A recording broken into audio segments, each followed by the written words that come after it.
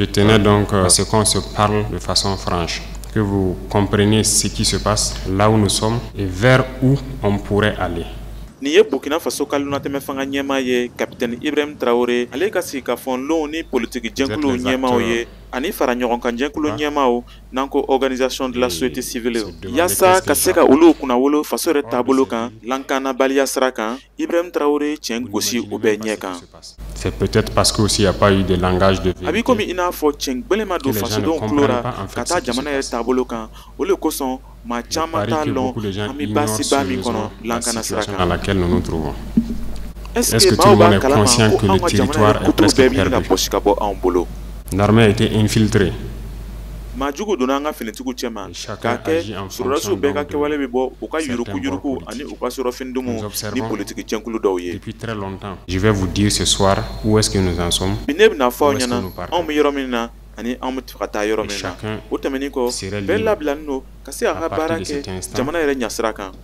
De son action. Mais j'ai marché à travers une partie du Sahel. Je ne dis pas rouler, marcher à pied à travers le Sahel. Donc j'ai pris le soin de bien voir ce qui s'est passé. Et je ne suis pas sûr que ici vous l'avez fait. On a tout fait pour abandonner certains peuples à cause de nos intérêts égoïstes. Comme jusqu'aujourd'hui, on voit les gens meurent ailleurs, mais à Ouagadougou, on fait la fête. On n'a aucune pitié pour l'autre. Nous avons toujours le slogan que c'est un pays pauvre. Vous êtes bien conscient que le pays n'est pas pauvre. Parce qu'on est méchant. Les jeunes n'ont rien à faire. On a des terres cultivables. On a de l'eau. Comment on peut ne pas vouloir faire quelque chose pour eux? On n'a rien fait. Rien. Posons-nous les questions. Nous sommes responsables du malheur qui nous arrive. Si on ne change pas de manière d'être, ne croyez pas que nous allons être là encore dans ces salles climatisées à nous regarder.